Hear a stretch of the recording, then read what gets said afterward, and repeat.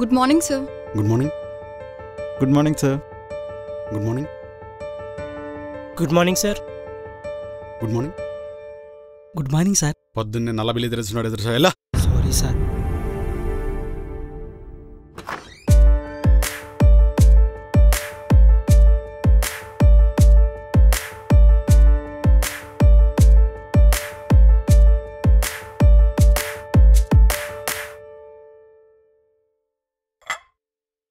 Sir, coffee.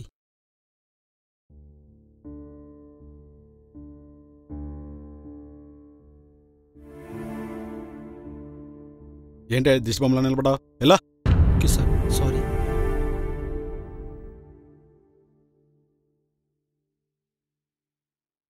Sir ఎవరు కావాలి మీకు? ఇక్కడ ఇంటర్వ్యూ చేస్తాను రమ్మన్నారు. ఎక్కడ చేస్తారు? ఆ రూమ్లోని సార్, వెళ్ళండి. Thank you. బాబు ఇక్కడ పేపర్స్ ఉన్నాయి, లోపల పెట్టమ్మా.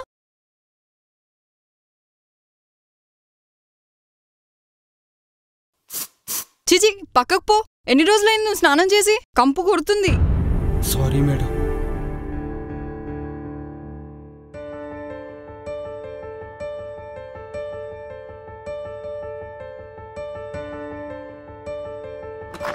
Sir may come in? Come in.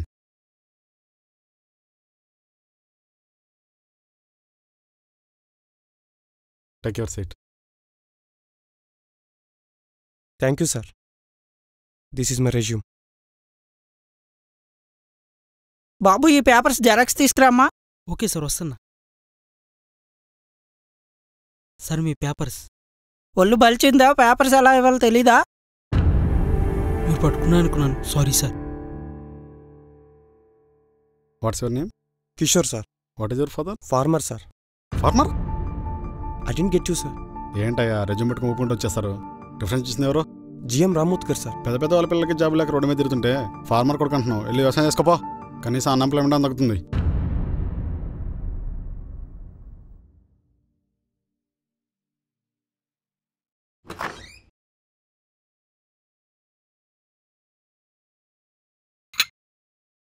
ఏంట్రా కొంచెం ఒళ్ళు దగ్గర పెట్టుకొని పనిచేయి. Sorry madam.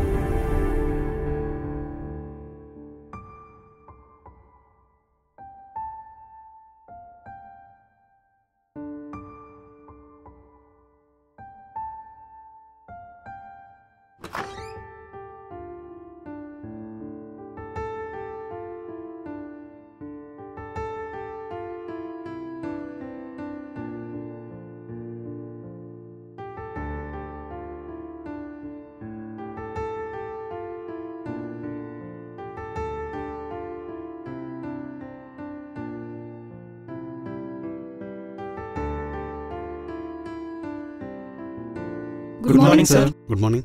Sit down.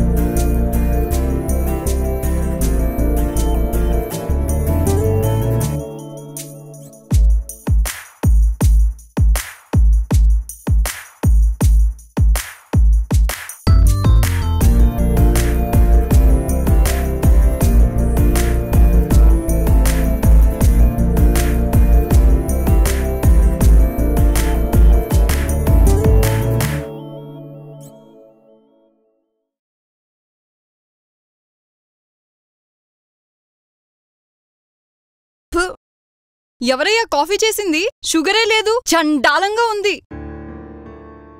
వాటరా lemon టీయా? అసలు ఇది ఇదేమైనా లెమన్ కాఫీయా? టీయా? ఒక్క నిమిషం ఆగండి.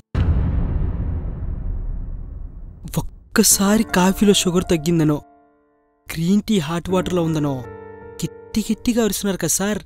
కానీ ఇన్నాళ్ళు మీరు నన్ను ట్రీట్ చేసిన విధానాన్ని నేను ఒక్కరోజు కూడా తప్పట్టి అడగలేదే. ఆఫీస్ బాయ్ని ఆఫీస్ బాయ్లా కాకుండా బాస్లా ట్రీట్ చేస్తారా? వద్దు మేడం, మనిషిని మనిషిలా చూడండి చాలు. ఉన్న స్థాయిలో ఉండాలని ఎవరికి ఉండదు, కానీ చాలామందికి అంత అదృష్టం ఉండదు. చదువు సంస్కారం నేర్పుతుందంటారు. బహుశా మీ అందరికి చదువు ఎక్కువ అవడం వల్లేమో ఆ పదాన్నే మర్చిపోయారు. స్థాయి మారితే తినే తిండి మారచ్చు, తిరిగే కారు మారచ్చు, కానీ మనిషిలో మానవత్వం ఎలా మారుతుంది సార్? ఆఫీస్ బాయ్ అంటే అదొక డిజిగ్నేషన్, అంతేకాని అది నేను కాదు. ప్రతి ఒక్కరికి సెల్ఫ్ రెస్పెక్ట్ తీసుకోవాలని ఉంటుంది, అందులో నేను ఒకడిని. విలువనేది మన దగ్గర వస్తువుని బట్టో, మన స్థాయిని బట్టో రాదు సార్, మన వ్యక్తిత్వాన్ని బట్టో వస్తుంది. సారీ సార్, మీ పర్మిషన్ ఎక్కడ లోపలికి ఎంట్రీ, కానీ తప్పలేదు. మీరు నన్ను రిజిస్ట్ చేయడం గల రీజన్ అని తెలుసుకుందాని వచ్చా, కానీ ఇక్కడ సిచ్యువేషన్ చూస్తుంటే వేరేలా ఉంది. మీరు అన్న మాట ఆలోచిస్తే ఆ ఇంటెన్షన్ నాకు అర్థమైంది. అవును, నేను రైతు బిడ్డనే, కానీ నాకు అర్థం కాని విషయం ఒకటే. ఒక డాక్టర్ తన పిల్లల్ని డాక్టర్ కావాలని కోరుకుంటున్నాడు, ఒక యాక్టర్ తన పిల్లల్ని యాక్టర్ కావాలని కోరుకుంటున్నాడు, పొలిటీషియన్స్ వాళ్ళ పిల్లల్ని పెద్ద పొలిటీషియన్స్ కావాలని కోరుకుంటున్నారు, కానీ ఒక రైతు మాత్రం తన బిడ్డ ఎప్పుడు రైతు అవ్వాలని కోరుకోవట్లేదు సార్. ఎందుకంటారు సార్? ప్రభుత్వాలు ఇచ్చే సబ్సిడీల మీద నమ్మకం లేకనా, పొలిటీషియన్స్ చేసే ప్రతిజ్ఞల మీద నమ్మకం లేకనా, లేక మీలాంటి కార్పొరేట్ ఆఫీస్ ఇచ్చే లాబీలపై నమ్మకం లేకనా? చెప్పండి సార్. మీ అందరి నోటి కాడికి తిండి రావాలంటే సూర్యుడు మండాల్సిందే, రైతన్న పండించాల్సిందే. అంతెందుకు సార్, ఇప్పటి జనరేషన్ పిల్లలు రైస్ ఎక్కడ పండుతాయంటే సూపర్ మార్కెట్ అని చెప్తున్నారు సార్. ఇంకొంతకాలం పోతే రైసు మన వంటగదిలో పండుతాయని చెప్పించుకున్న దుస్థితికి మనం దిగజారుతాం సార్. పరిగెడుతున్న కాలంతో పాటు పరిగెత్తాలనే బిజీలో మనం ఎలా ప్రవర్తిస్తున్నామో మర్చిపోయాం.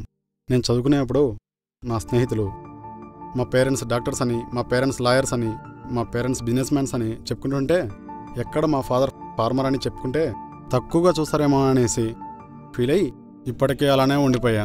కానీ నేను వచ్చింది ఒక సామాన్య రైతు కుటుంబం నుండి వచ్చానని గర్వంగా చెప్పుకుంటా. ఎందుకంటే అనగనగా ఒక రైతు ఉండేవాడని, మన తర్వాత జనరేషన్స్ కథలుగా చెప్పుకోకూడదని. సారీ.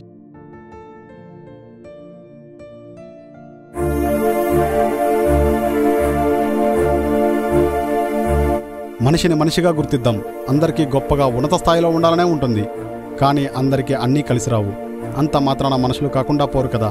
మన మనుగడను మనమే కించపరుచుకునే స్థాయికి దిగజారవద్దు.